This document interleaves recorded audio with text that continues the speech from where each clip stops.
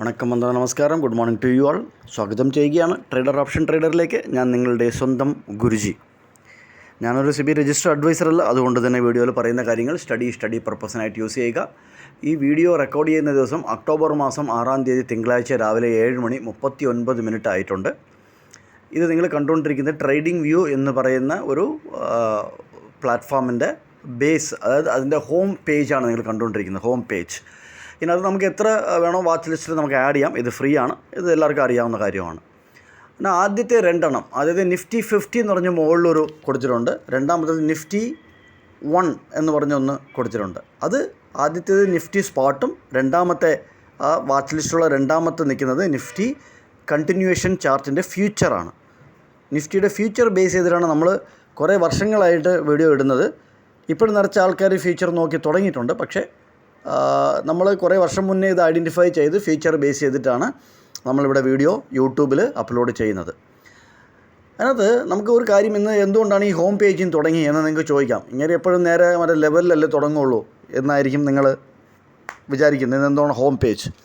So നമ്മൾ ഓരോ ദിവസവും ഓരോ ഇൻഫർമേഷൻസ് നമ്മൾ ലേൺ ചെയ്യുന്നത്, നമ്മൾ മാർക്കറ്റിൽ നിഫ്റ്റിയിലോ ബാങ്ക് നിഫ്റ്റിയിലോ കാണുന്ന കാര്യങ്ങളും ഇവിടെ പറയാനായിട്ട് ശ്രമിക്കുന്നുണ്ട്. അത് നോട്ട് ചെയ്ത് വളരെ ചുരുക്കം ഒരു 10-20 പേരെ കാണാറുള്ളൂ. വളരെ നന്ദി. ആ 20 പേർക്കും വളരെ നന്ദി. പിന്നെ സതീഷ് എന്നൊരു അദ്ദേഹം റെഗുലറായിട്ട് കാണാറുണ്ട്. പിന്നെ കുറച്ച് ആൾക്കാർ നമുക്ക് നല്ല കമൻറ്റും ചെയ്യാറുണ്ട്. സോ കണ്ട എല്ലാവർക്കും വളരെ നന്ദി. അപ്പോൾ ഇതിനകത്ത് ഒരു കാര്യം, നമ്മൾ എന്തുകൊണ്ടാണ് ഈ ഹോം പേജിൽ തുടങ്ങുന്നതെന്ന് വെച്ചാൽ, നിഫ്റ്റി സ്പോട്ട് 24,895 ക്ലോസ് ചെയ്തിരിക്കുന്നത്. നിഫ്റ്റി ഫ്യൂച്ചർ 25,006 ആണ് ക്ലോസ് ചെയ്തിരിക്കുന്നത്. ലാസ്റ്റ് ട്രേഡിംഗ് ഡേ, അതായത് വെള്ളിയാഴ്ച ക്ലോസ് ചെയ്തിരിക്കുന്നത്. ഇത് ഇന്ന് ഗ്യാപ്പ് അപ്പ് ഓപ്പൺ ആയാൽ as per market profile buyer confident എന്ന് പറയും. അതിനകത്ത് ഓപ്പൺ സ്ട്രാറ്റജിയൊക്കെ ഉണ്ട്, നിറച്ച് ഓപ്പൺ സ്ട്രാറ്റജി ഉണ്ട്. ഒരു 3-4 ഓപ്പൺ സ്ട്രാറ്റജി ഉണ്ട് മാർക്കറ്റ് പ്രൊഫൈലിൽ. അതുപോലെ തന്നെ ഗ്യാപ്പ് അപ്പ് ഓപ്പൺ ആയാൽ ഒരു ബയർ കോൺഫിഡൻറ്റ് എന്ന് പറയാറുണ്ട്. പക്ഷേ അത് ബയർ കോൺഫിഡൻസ് എപ്പോഴാണ്, അത് എങ്ങനെയാണ് വർക്ക് ചെയ്യുക? അപ്പോൾ നമ്മൾ പെട്ടെന്ന് പറയും, മാർക്കറ്റ് പ്രൊഫൈൽ അറിയാവുന്ന ആൾക്കാർ, ഓപ്പൺ സസ്റ്റെയിൻ ചെയ്ത് കഴിഞ്ഞാൽ അത് ബയർ എന്താ പറയുക, കോൺഫിഡൻ്റ് ആണ്. നിഫ്റ്റി ഫ്യൂച്ചർ ആണെങ്കിലും സ്പോട്ട് ആണെങ്കിലും ഒരു ഗ്യാപ്പ് അപ്പ് ഓപ്പൺ ആയിട്ട് അതിൻ്റെ ഓപ്പൺ എന്ന് പറയുന്ന പ്രൈസ് ലെവൽ സസ്റ്റെയിൻ ആയാൽ അത് ബയർ കോൺഫിഡൻ്റ് എന്നാണ് പറയുന്നത്. പക്ഷേ അത് ഓക്കെ ആയിരിക്കും. പക്ഷേ സ്പോട്ടിനും ഫ്യൂച്ചറൊക്കെ നോക്കുമ്പോഴത്തേക്കും അത് ഒരു ജസ്റ്റിഫിക്കേഷൻ തരും. ഇത് കൂടെ ചേർത്ത് വായിക്കുക. ഓപ്പൺ നമ്മൾ എവിടെയാണ് സസ്റ്റെയിൻ ആകേണ്ടത്? വെറുതെ ഒരു നിഫ്റ്റി സ്പോട്ടിൽ ഒരു ഗ്യാപ്പ് അപ്പ് ഓപ്പൺ ആയതിനു ശേഷം ഓപ്പൺ സസ്റ്റെയിൻ ആയാൽ മതിയോ? അല്ലെങ്കിൽ ഫ്യൂച്ചർ കണ്ടിന്യൂവേഷൻ ചാർട്ടിൽ ഗ്യാപ്പ് അപ്പ് ഓപ്പൺ ആയതിനു ശേഷം ആ ഓപ്പൺ ഒരു അരമണിക്കൂറോ 1 മണിക്കൂറോ സസ്റ്റെയിൻ ആയാൽ മതിയോ എന്ന് ചോദിക്കുന്ന കുറേ നമുക്ക് ചോദ്യങ്ങൾക്ക് ഇതുകൂടെ ചേർത്ത് വായിച്ചു കഴിഞ്ഞാൽ നമുക്ക് ആ ഓപ്പൺ ബയർ കോൺഫിഡൻ്റ് ആണോ ഇല്ലയോ എന്നുള്ളത് നമുക്ക് മനസ്സിലാക്കാൻ പറ്റും. അതായത് നമ്മൾ വീണ്ടും പറയുകയാണ്, 24,894 ആണല്ലോ സ്പോട്ട് ഇന്നലെ ക്ലോസ് ചെയ്ത്. അപ്പോൾ അറ്റ് ദ മണി എന്ന് പറയുന്നത് ATM എന്ന് പറയും, അത് 24,900 അല്ലേ?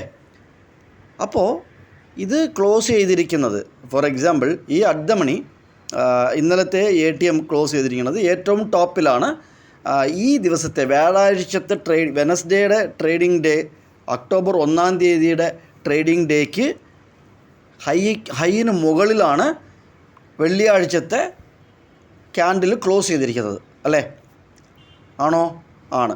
അതായത് ഒക്ടോബർ 1-ാം തീയതിത്തെ ഹൈന് മുകളിലാണ് അടുത്ത ട്രേഡിംഗ് ഡേ വെള്ളിയാഴ്ച നിഫ്റ്റി സ്പോട്ട് മുകളിൽ ക്ലോസ് ചെയ്തിരിക്കുന്നത്. ഓക്കെ. അപ്പോൾ അറ്റ് ദ മണി എന്തായിരിക്കണം?